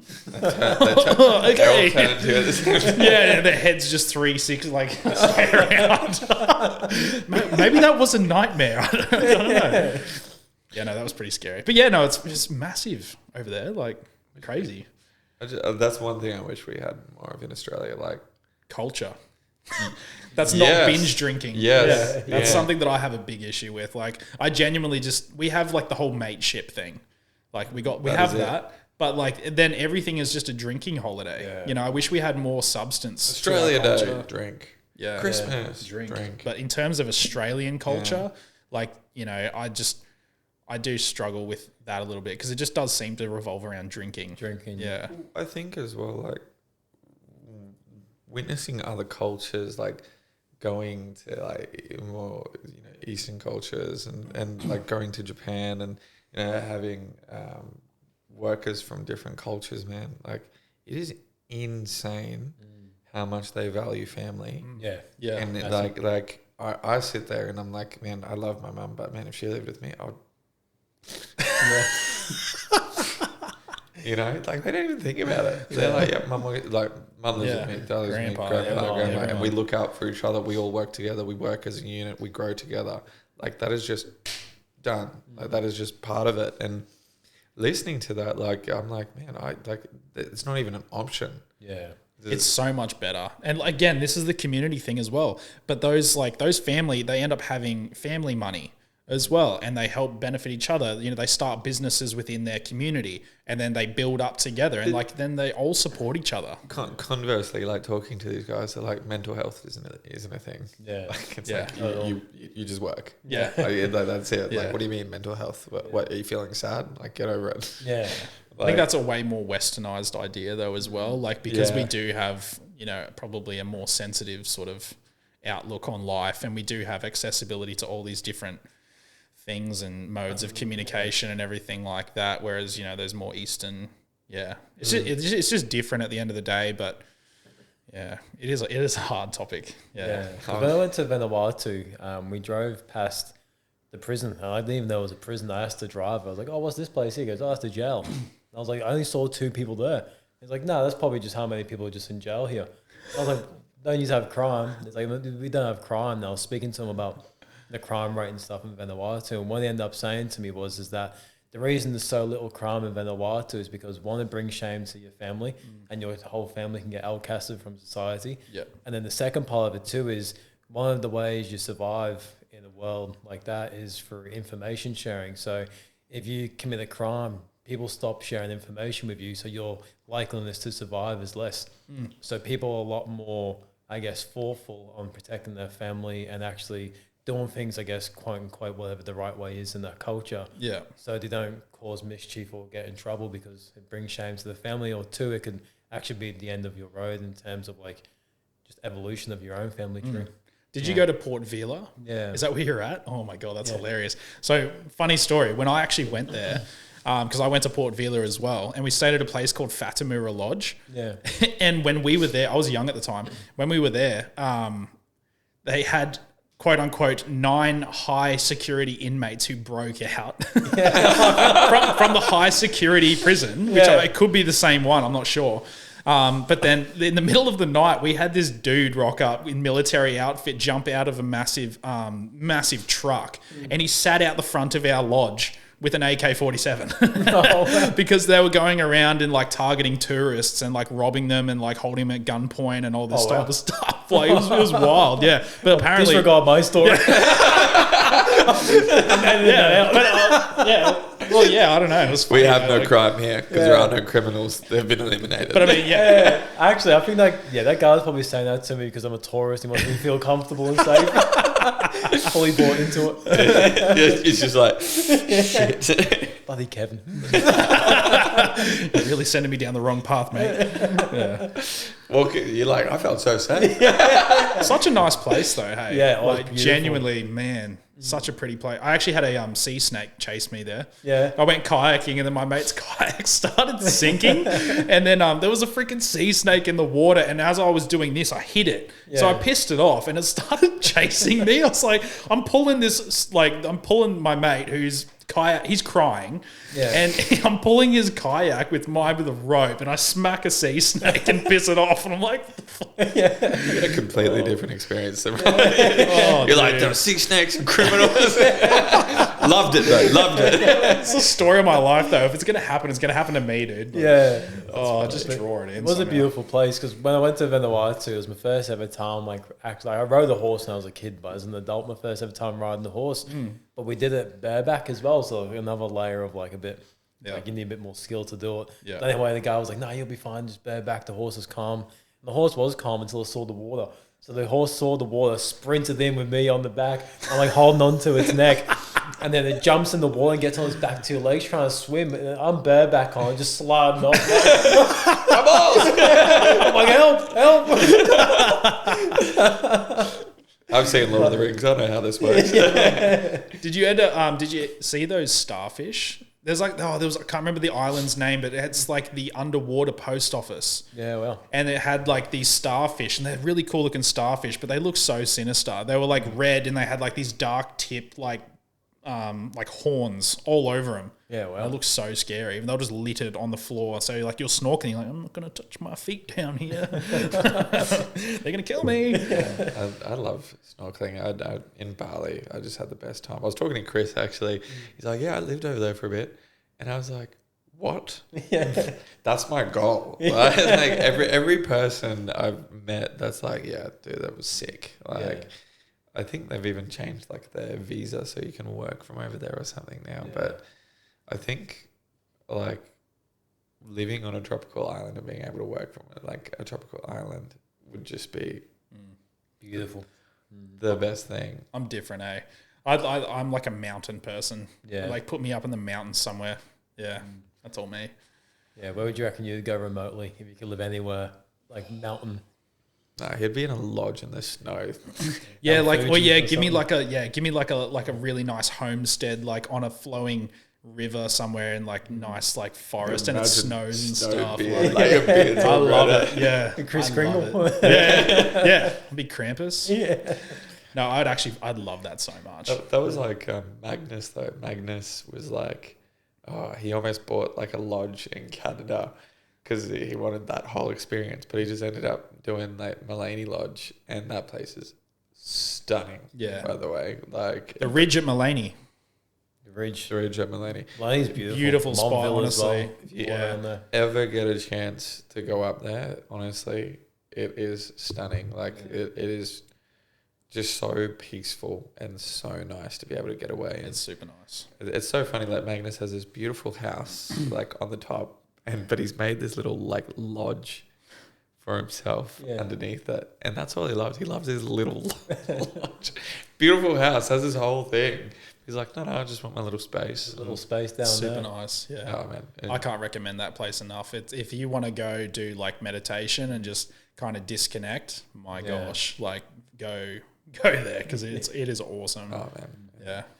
he's like he's just so nice. Nice place. He's like, yeah, go up, have a look, and there's a hike that you can do if you want to do a hike, and oh man, and there's King Ludwig's, this German restaurant up the road, which has the best beer and the most authentic German food, according to my partner, who I assume has some knowledge, being German.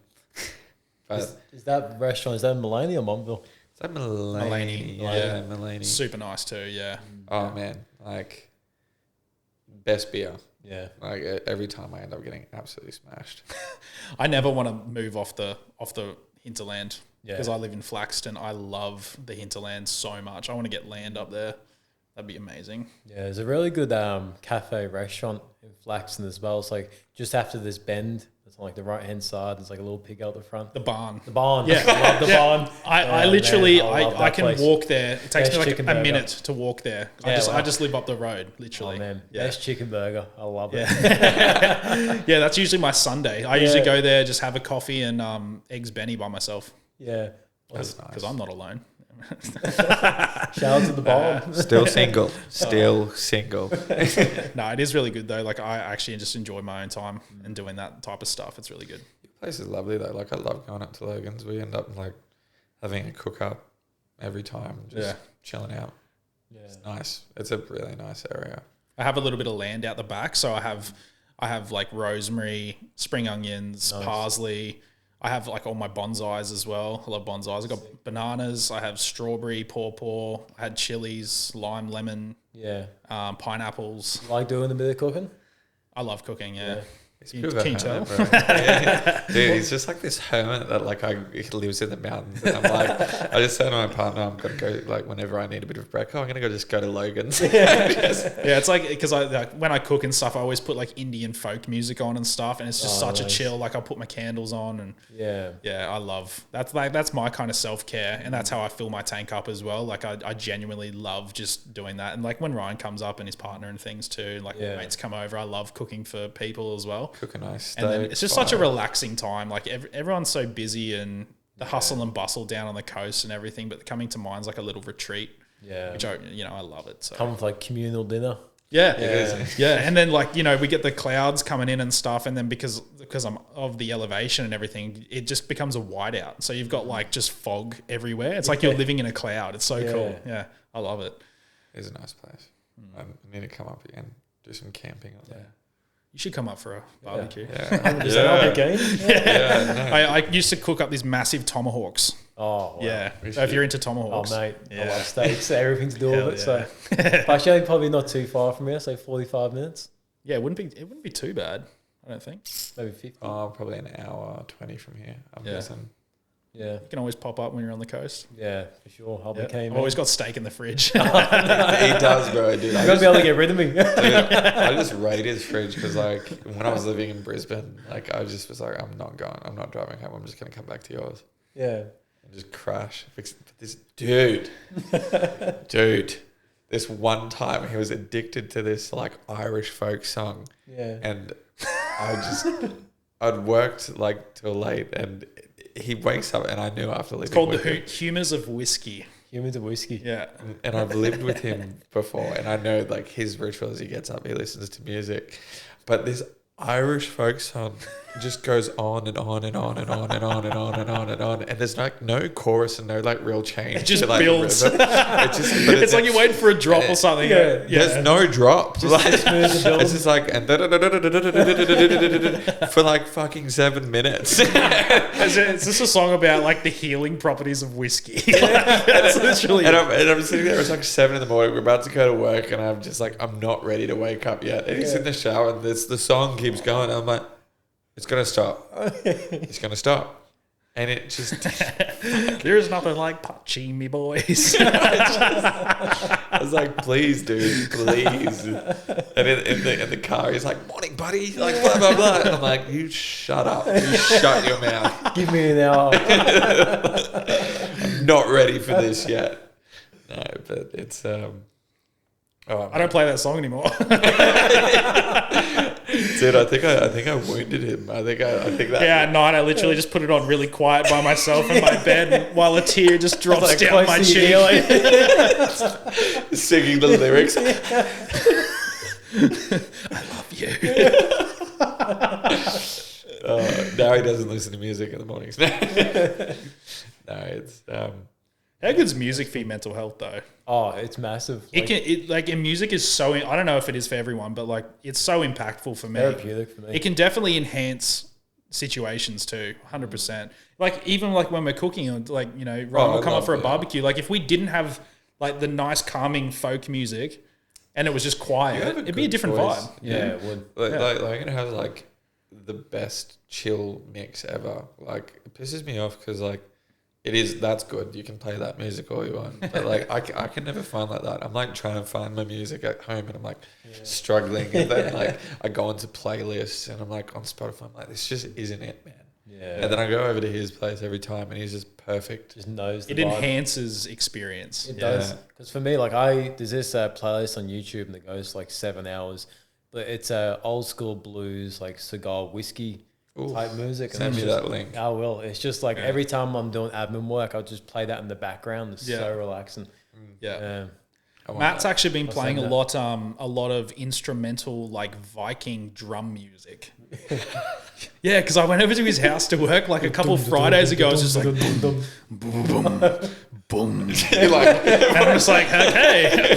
Are we like blood eagling someone later on? What's going on here? Pastor's got an axe, don't ask questions. Yeah. I will not. To see someone run over the hill, like, oh shit. There's just hair and fur on the ground. You're like, all right, I don't know if I should have come here today. Come back tomorrow, buddy. Yeah.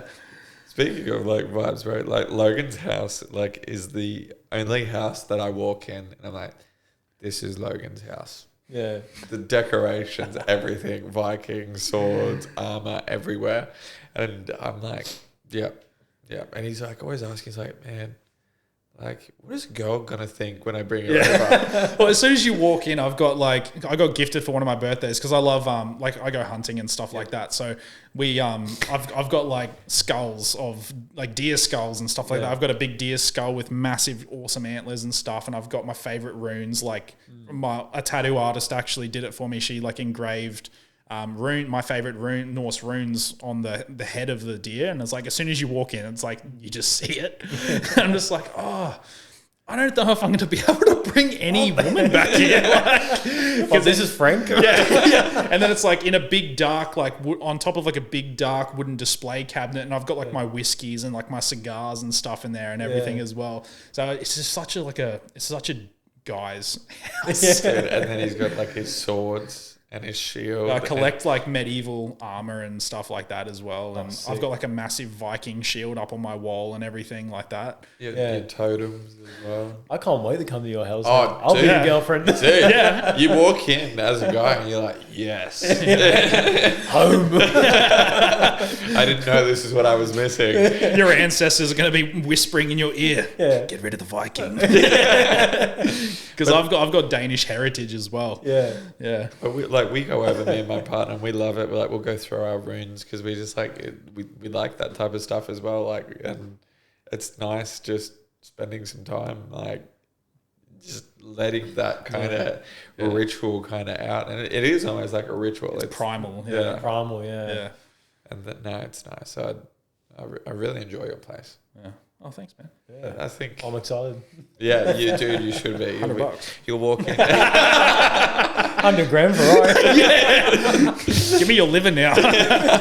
Sorry, lads. Yeah. Pay for the drum. Oh man. No, but I think it's important for everyone to have their own space. Ooh. Little love letter. Oh, what's this? Love letter. This is our community Q&A. All right. I actually had a few questions come through from people. Oh, really? Online, yeah. Crap. So I was like, might as well chuck them in and see how we go. I think because the questions were kind of just like directed overall, so I guess maybe I'll ask and then probably if you both want to answer it, that'll be good. Sure. So the first one was, what perspectives from each other have you learned in the past 3 years working together? Perspective. That's it. That's all I've learned from Logan. No, man, I've learned so much about like communicating and managing other people. Like Logan has really taught me that like to look outside myself and really consider other people's emotions, but also how I present myself to other people, managing another person's perception.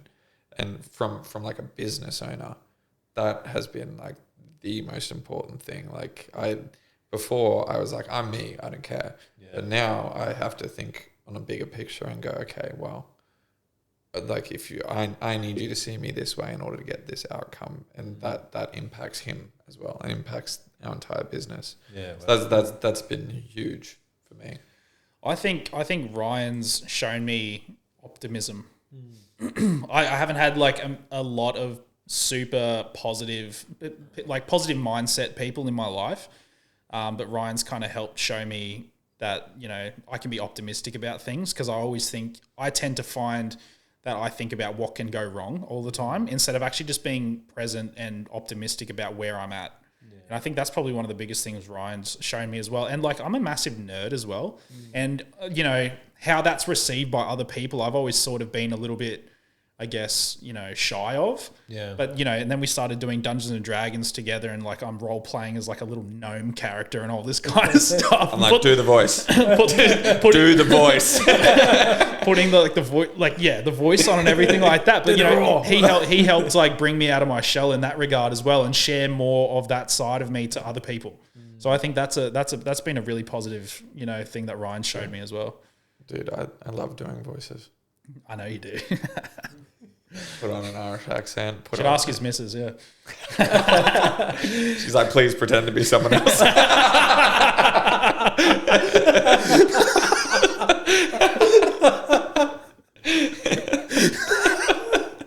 Oh, shit. Yeah, how good's your Chris Hemsworth impression, Ryan? Please let me close my eyes. Do Jason Momoa. I've gotten really good. He's in the mirror every night practicing. You can't see it, but he's actually crying. Tonight I'm Superman. Henry Cavill. Oh, man. That's awesome, but it's really cool when you can actually learn like big lessons like that from the people around you. Yeah, 100%, yeah. No, we're very accepting of each other. Well, it takes someone, again, it's like one of those other things. It takes someone else to show you that part of you as well. Especially if you can't necessarily see that yourself. I think we do a lot of things where, people will tell us, we're doing such a great job and all this kind of stuff, but then it hits harder when it's more of a third party as well. Like your family can say everything, but at the end of the day, it's the other people that you sort of respect, or even like your mentors and things. When they say something, it carries more weight because it's more of a professional relationship as well. Yeah, it's good. Yeah, it's good, buddy. Thanks, buddy. Our next question is, I'll restart that. What's your biggest motivation? Start with you, Logan. Biggest motivation? That's probably helping people now. That's probably my biggest motivation now. My biggest motivation is trying to show people their worth and change their perspective to have a more grateful mindset and, focus on the things that you should be grateful for, the things that you do have instead of the things you don't have. And then shifting your mindset from a depressive mindset or potentially suicidal mindset to focus on the positives in life. And I want to be that person to remind people. And that's my biggest motivation at the moment. Yeah. Powerful. How about you, Ryan? What's your biggest motivation? Man, I just want to be Chris Hemsworth for my partner. No, I just have a vision of the type of person that I want to be and become, and the impact I want to have. And like every day, I take a step towards that, whether that's as a father, as there's a person that I aspire to be like, and it's everything that I want to be, and I just keep trying to take steps closer and closer and closer, and that's why like when I'm reflecting, I'm like, would that idealized version of the person I want to be do these things? No.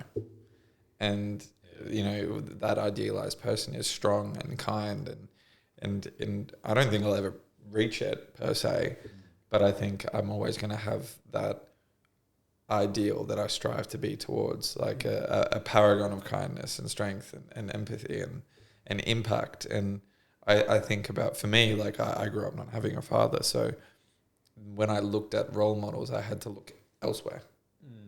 So I've always thought to myself, well, I want to be like that. I want to be a role model for other people, and I want to be a role model for my kids. And so I think that's my motivation, is like that personal journey towards that. That's a great guide to like help you make decisions in life. Is would the future me be proud of the decisions I'm making today? 100%. Yeah. Jinx. Yeah.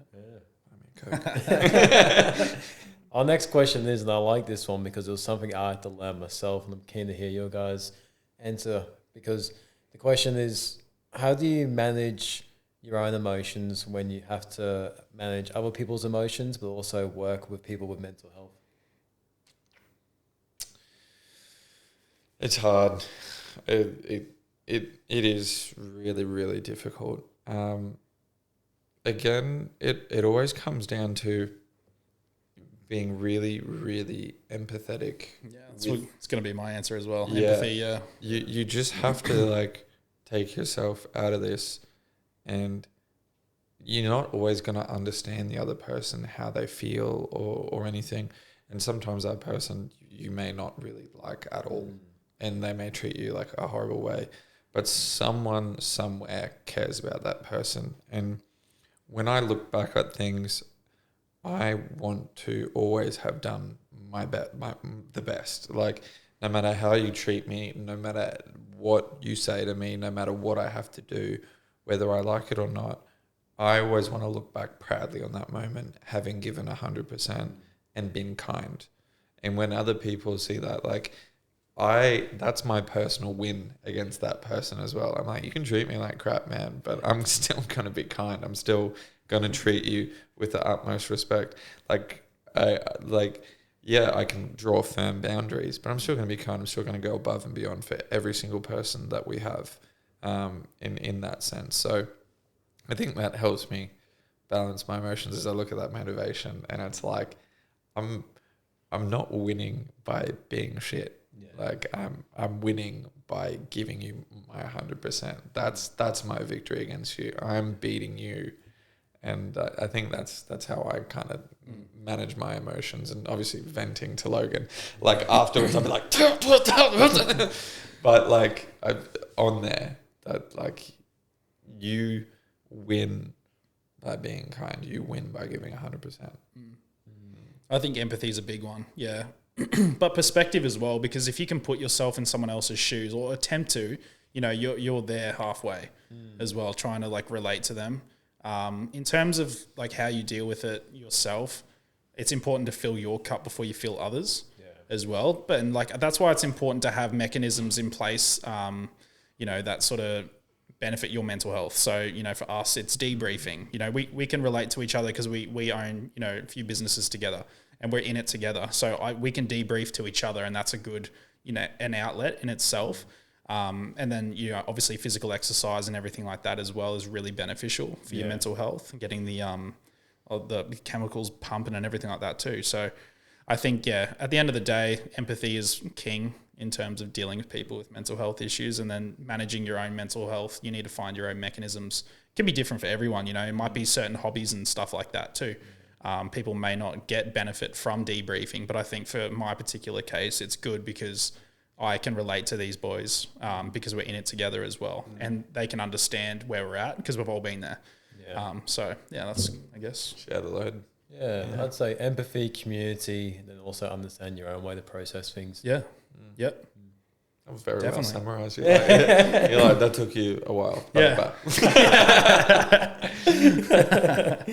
Now, the final question is just one that I ask everyone. How do you define success, Logan?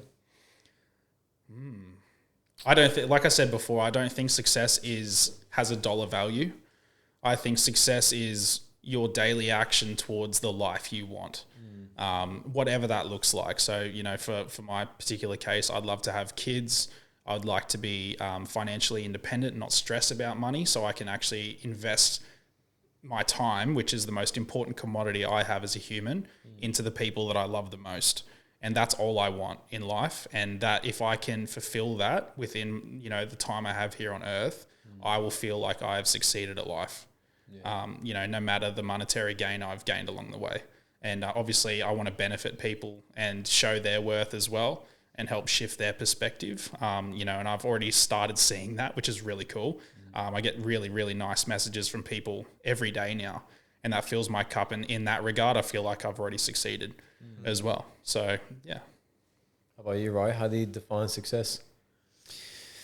I don't know, man. I'm using this a lot lately, and I've spoken to Logan about this, and I've said it heaps today. Like, success for me is for me personally would be leaving the impression that I'm a kind person. That for me is something that really resonates when I think about like the ultimate kind of male figure in my head. It's someone that you can look at that is strong, but just really kind. So that for me is something that defines success as a partner, as a person, and that's what I would want to be known for above everything. Like genuinely above everything. Yeah. So yeah. What would you say right now if someone said that you've actually obtained that? Because I would say you have. I think there's always another person that could benefit from that kindness, you know, and I'm 25 now, and there's always another person that could experience that kindness. There's always another person that needs that kindness. So I want to be continuous in that despite all the pushbacks. Like that's how I want to deal with things. That's my approach. That's what I want to give to other people. So I think I'd say thank you, but I'm not dead yet. So like legacy as well. Yeah, legacy, I think. Yeah, I think legacy is I think important. after everything, after all like just absolutely everything, that's what I think would be success. Yeah. Legacy is huge too, because after a friend of mine passed away like 2 weeks ago, Jackson Tippett, like it made me think about like the legacy I'm leaving behind in this world. And I was like, am I really doing enough today where if I died tomorrow, like I'd be proud of the life I lived? When I started reflecting on it, I was like, I actually am with how much I've done. But then also, it's like you said as well, like, yes, you've showed kindness to people, but you've also got so much time, you got so much time left to keep giving kindness and keep showing that to the world as well. And you got so much room to give that experience to more people. I think that's 100%. The same for me as well. With success, I have a bit of a balance between you both. Yeah, cool. Yeah. It's my next tattoo, I think. Kindness. On your chin, it's like cursor. I was thinking across the nose, like a Band-Aid style. I'd be like a nasal strip. All right, guys. Well, nearly cracking 2 hours, but that was good. Thanks for coming on. Thank you very much for having us, Legend. The thing with you guys coming on the podcast, I feel like every time we could do like 5 hours. Yeah. Like just be a marathon, but you made lunch, right? Tomahawks. Yes. Say less. That's why we keep drawing these out. We just try to get food from you, bro. We're like, keep looking at my watch. Oh, it's about that lunchtime. I'll get Uber Eats. No, thanks. It's always nice to talk, and like even like looking back 3 years ago from that podcast to now, it's incredible to kind of talk to you as well and go, man, what? It's crazy what time does. Yeah, we've all been on a journey since then. But we've all come back, and I'm sure soon enough we'll probably do this again as well. Yep. Yeah. I'd love to. 3-year check-in. Yeah, every 3 years. Hopefully not every 3 years now. It'd be good to do it more often. It's good to see you, mate. I reckon we'll do another one next year. Yeah, cool. 100%. Definitely. I'm down. And, all right. Cheers, guys. Thank you so much, mate. Appreciate it.